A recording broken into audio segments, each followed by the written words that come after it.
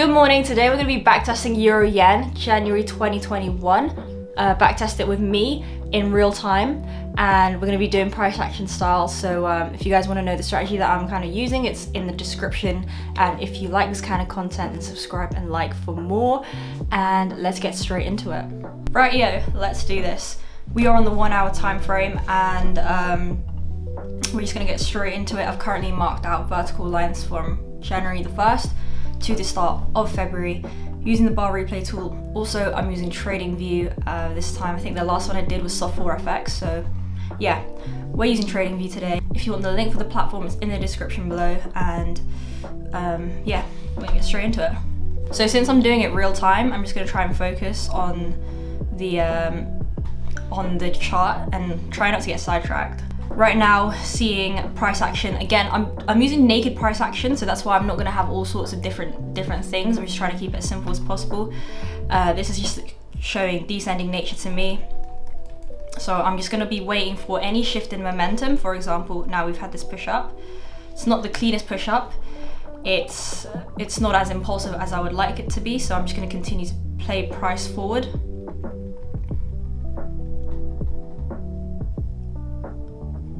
Alright, what I was seeing here is that price was coming down and then wicking, so we're sort of having this descending range bound price action, and we pushed up. And what I can see from this, let me just zoom in, is now price is starting to break the highs, retrace, break the highs, retrace with the wick. So we've pushed up and then we've had ascending nature. So let's just go and see what happens if this is going to form something more of a clearer ascending nature or ascending structure. So basically clear ascending structure here, but we broke it with a wick. So wasn't gonna, like, my thought process was if this came down, I could take that as a retest onto a level like this to continue. However, we just keep playing price forward, and then price continues lower, and then now price is again just being corrective. I think it'll be clear to say things that I'll be looking for is actually something like 2 impulsive candles, and then clear ascending or descending nature / structure. And then what I'm also going to be looking at is, you know, something that isn't too important, maybe is, let's put this in as, this is going to go back into sort of my previous video on smart money concepts when I was talking about like imbalance. So we can use that more as a confluence. I don't even know if I want to put that as a point. Maybe I'll just do it like this. But 2 impulsive candles, clear ascending, descending nature or structure. Euro pairs such as EJ like to sometimes ascend, but then have bullish momentum. So I think this is just something to point out. It's not so much a confluence, it's just more of a character or a trait of Euro pairs that I've found. So yeah, I'm going to put this here. This is kind of what I'm looking for, these 2 things. With experience, you'll be able to kind of suss out what you're actually looking for more clearly. I know this kind of sounds a bit ambiguous, a bit vague, but again, it comes with practice, and you can't really like shortcut that kind of thing. I can't really spoon feed you on this. This is something you're gonna have to do on your own. So ascending, this is looking ascending. So if we get impulse up and then a continuation, then cool. If we come down, continuation, then cool. Simple as that, but not so simple, if you know what I mean. Right. Okay. You can see that we're in ascending nature, right? Because we are breaking highs, retracing, breaking highs. We've now got 2 impulses, not as impulsive as I would like for a yen pair or like a euro yen, but we'll see what happens. Personally, if I was looking at this, I would be getting involved on this level, the inside bar level here, and I would like for price to tap into it and then push down. But The reason I'm not gonna be really looking at this is just because it's not impulsive enough for me.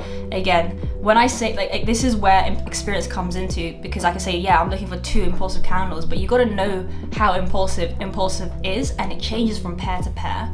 So for, you know, something like Euro Yen, I'd like to see something a little bit stronger. And the fact that, this is another little thing, the fact that we've broken and retraced and it wasn't the first like move down, we had all this fluff before the push down, isn't really, it makes it a lot more valid, if that makes sense. However, if we were ascending and then it was the first counter trend move, then that's fair. There's a difference between this and something like we're ascending and then we kind of like break and then something like that, and then we come down. There's a big difference, because technically we've broken up here, then we've broken it here, then we've broken it here again. So we've kind of had like this mini descending within this. So personally, I just find that these are a lot more high probable, this kind of setup, compared to something that kind of just breaks, retraces, and then has all sorts of like descending, ascending in that region. So that's why those 2 things, not as impulsive as I'd like to be, and then this kind of mess here doesn't really give me too much confidence that this is going to be a high probable trade. Therefore, I'm going to let this one go. Even if it plays out, that's fine. Then we get a wick. Usually with wicks, I'd like to see some sort of like slow in momentum. I don't want to see anything going up too crazy, or like, I want to see price kind of just wish-wash around. I mean, you'd technically be tagged in at this level. Remember I said inside bar level, you'd be tagged in. Now it depends on the pip size, and price does move down, that's fair enough. But if I was to take this, I'll be taking this with a 12 pip stop loss, and I think I'd literally just be tagged out. I'd literally be tagged out with these wicks. So we'll let this one go.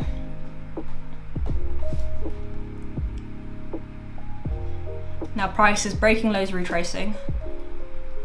Now when I see ascending nature, descending nature, likely to see something that's just gonna become range bound. Even though we're having these impulses, doesn't always mean that there's gonna be setup, doesn't always mean that it's gonna be worth taking. Capital preservation is key. Now that we're descending, I'd like to see either clear push up or a very, very clear push down. So far we are just becoming range bound, price is not going anywhere. It's looking a bit dead,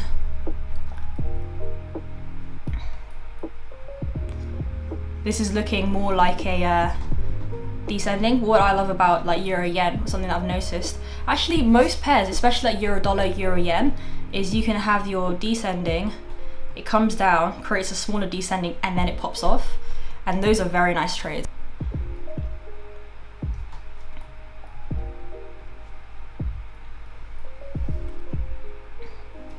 So here we are, we've actually now got a push down, and we've got these 3 impulsive candles. Let me just see what the next one does. Got a doji, we've got another push down, and you know, I would actually have, you know, a level here, and then I'd have an alert set just below here. So let's say I've got my, let me put like another trend line here. I'd have my alert set around this level to see how price comes back up. And then you'd see that I'd probably get tagged in on that alert, and then I'd have a short position. So this is actually one that I'm eyeing up. So this low is 291, so we want a 271. Let's do 12 pip stop loss, and we'll see if we get tagged in on this. Reason for this trade is we've got the descending, then we've had a push down, and then we've got this, and then we've got a level. As long as price is sort of gravitating towards it, I'd like to take that. But we'll see if we get tagged in. Definitely more valid as well, because it's not descending and then pushing up. It's doing what Euro pairs tend to do, where they push down, and then we get a trade to continue. So the moment it crosses this low here is the moment I say, you know, this trade is now become invalidated. And yeah, I kind of saw that coming, especially momentum wasn't fully committing to the downside. This was more of a valid trade, but one that I would be eyeing. All right, so we're still descending. We're still looking for opportunities for the long, and we're becoming more and more sort of descending, if that makes sense. I would be very careful in these situations where, you know, we're pushing down, but pushing down very correctively, and being able to manage your emotions, thinking, oh, if only I got to the top, I could have ridden this all the way down. But you don't want to think like that, because market may be moving up or down. You don't always have to be involved in it, and it doesn't always mean that there's a setup from your plan. And other people may be involved because they scalped it, or they are like long-term investing in the market where they've been holding it at like, I don't even know, like somewhere so far away. But you got to be like true to how you trade, and don't allow those thoughts that, oh, if I had gotten up here, then I could be running at this much.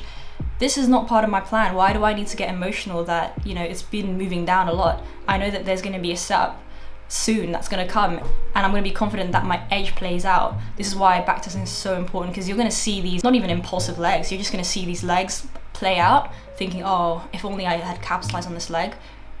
But then you just don't know how far you are in terms of probability where it's going to work out in your favor. And it just takes patience. So yeah, we're pushing down. I'm not emotional. I'm not in a short. I'm waiting for the long, because this looks to me very descending. And it's only a matter of time when things, it's really funny, like literally the timing of that was perfect. It's only a matter of time things like this pop off, because it's unsustainable for price action to just continue descending until one day it's just gonna pop off. We're gonna have momentum to the upside.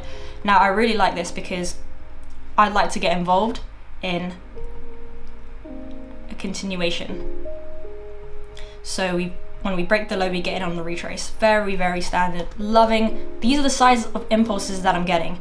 But now, something I want to also point out, that this is something that I'm adding as a confluence, is the imbalance. Price tends to come back and mitigate these areas of inefficiency where, you know, there's just being inefficient price action.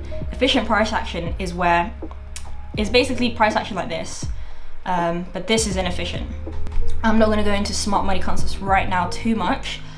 In simple terms, when we get big impulsive moves like this, price likes to mitigate, come back, and then continue. And those institution players, smart money players, they'll cause a big surge in market like this, take price back out, and then continue. I'm not going to go into it too much, but the fact that I was like, okay, I can take a trade like this, I can also even be willing to take a trade back at this level, because price, again, tends to gravitate towards it to cause price to become efficient again, and then we go. So there's those two scenarios that I always look out for, especially when I see imbalance like this. So let's see if we get that continuation sort of flag. So it became invalidated the moment we broke this. So this was going to be our low here. Let me just, I'm going to zoom in a little bit. We had our low here, and I was looking for a break and retrace at this low, but then we broke it to the upside, so this became invalidated. Our little flag sort of scenario became invalidated, and that's okay. But what happens is we can see if this then turns into an ascending, and if we still come back down, and if there's a setup down here, that would actually be really nice. What I'm also looking at is how price comes back down here. The reason why I don't really like taking these trades is because it's still inefficient price action here, and as well as price has a bit of wicks here, doesn't really show commitment that's going to the upside. I don't like taking trades that are like this, because it's actually very unlikely to see price do that. From what I've seen from my experience, price tends to do more of this rather than actual just like this. Maybe on a higher time frame, yeah, but on a 1 hour, not so much. I would actually have an alert set here before taking or placing anything. I'd like to see it descend back into it as well. So price has just come down here. And yeah, you can be involved in this trade, but for me, it's just not one of those ones that give me confidence to continue. So now price is coming back down. And this is just very common when you see, like, if you just go back to price action, you'll see price always comes back to mitigate and take this out. we are now currently on a downtrend. I want to see price slow down. I want it to descend, and hopefully you can get back into a trade where it'll be something like this, or it'll be something like this.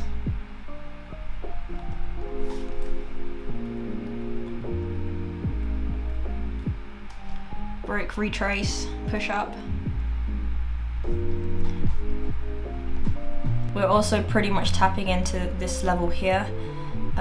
Those who are actually trading institutional style or smart money concepts. So now we are in a downtrend when descending. We have these wicks. Our high is up here. Sorry, our high is now up here. This is very, very key, and I'm actually price, this will be my entry, and I would actually just wait for the next candle, see what happens. Next candle, one more candle. Yeah, I would take that 100%. This is backed by everything that we're looking at right now. Two impulsive candles, we had this descending, and then we had the imbalance. Sorry, you can't really see that. Let me put this here. This is all three. So inside bar, this orange candle, the high is 361, so we're going to do 381, and we're going to do 12 pips for this one. And technically we would only reduce risk once we've hit this high up here. But yeah, this is a really clear example of, we've got these impulse candles, we've got the imbalance as well, and then the fact that price has come back down to fill it, and then also we've had these little rejection wicks. There's a lot of things going on here that I personally really like. So we will just be tagged in, I think. What's the low of this candle? Yeah, we will just be tagged in literally to the T, and we'll see what happens.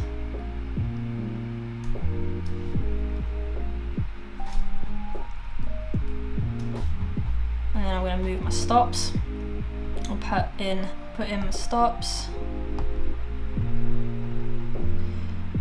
So I would then move it to this. Hold on, just move this out of the way. Golly gosh. This is then our new high. It's absolutely surged. This is a good example of how we've had this imbalance, and then this wick just fills that imbalance and causes price to become efficient again. So once we break this high up here where I have my crosshair is when we'll then just trail. This is also another example of another trade where we've had that's push up, counter trend candle here, and then we've pushed up, we break, which is this, and then we have the retrace, and we get on that retrace. Personally, I wouldn't want to get involved. I just want to manage this trade now, also because we had these wicks, but definitely could have taken advantage of being involved in that. But again, those wicks, and for this trade I want to manage. So our next low is actually this candle here. So we would now be running, so we had about under 1% locked, and then 3.86% locked in, and then we just managed like this. Although now I would definitely say that I'm seeing ascending nature in terms of the wicks, and we've broken, we've had a bit of a retrace. Getting push up. This is definitely a trade again that I just want to be managing. So we've had a counter trend, little doji, then we've just broken it with a wick. I personally put my lows here. If we had the inside bar. Price becoming tight now, and yeah, here we go. So we've been taken out of this trade for, do we want to round it up? I would actually say, it's just 4.97, and really happy with that. That was a really decent trade as well.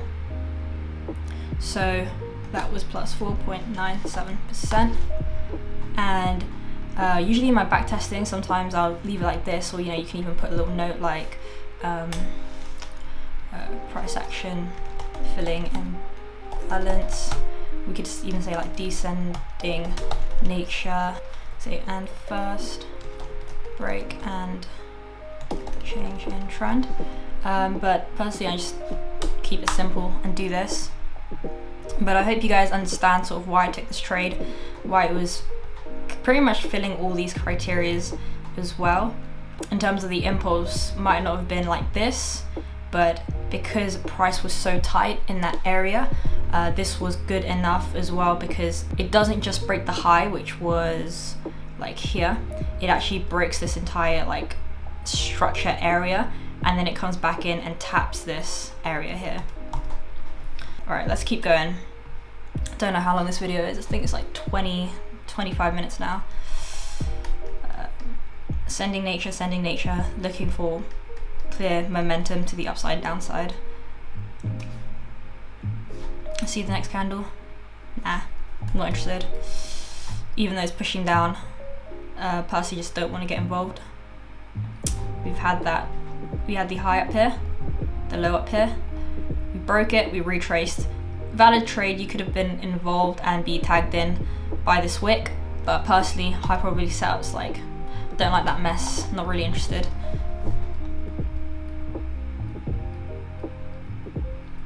And same thing again, like if you're seeing this price, whoops, let me delete that now. If you're seeing price like this is another setup you can be involved in. You get these two sort of impulses, you can be involved in this trade. Again, it depends on your risk appetite and if that's something you want to be involved in. But personally, I'm happy to let this go. And now we're just sort of chopping around, becoming ascending, descending, somewhat ascending again, so price is not looking too interesting for me. This looks interesting, but we'll see what happens, how it reacts. And yeah, it's just become range bound. Ascending, descending, ascending. Yeah, it's just messing around. I want to see clear breaks from these areas.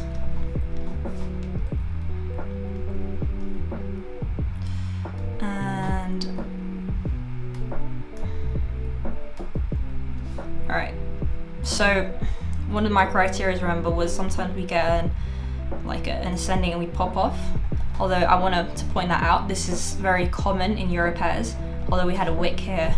So usually just, I'm not really interested, but entry areas, again here, price tends to just come back and we'll see what happens, and price will tend to push back up. Very, very common. And yeah, that was another setup that we could have been involved in. Saw that, but I'm wary of time and how long it's going to take to edit this. Technically the entry would have been at 232, so 443, I think. Yeah, so that'll be 12 pip stop loss again.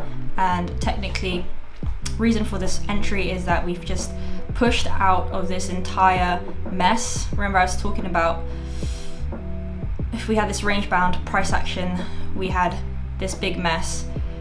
If we had the ascending here and then it pushed up, I would not be involved. I love how it came out. This first candle came out, and then we had the next candle that came out as well.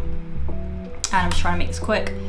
And then inside bar level, 2 pips above that, we'd be tagged in. Also, this was a combination of it coming back to this level and then us having the retrace, break and retrace trade. So you could have either gotten involved by setting your entry here or a live entry on the retrace. Pretty much the same. You would have had very, very, very similar or close values of an entry point. And then you can see now that we've pushed up, our stop would be here.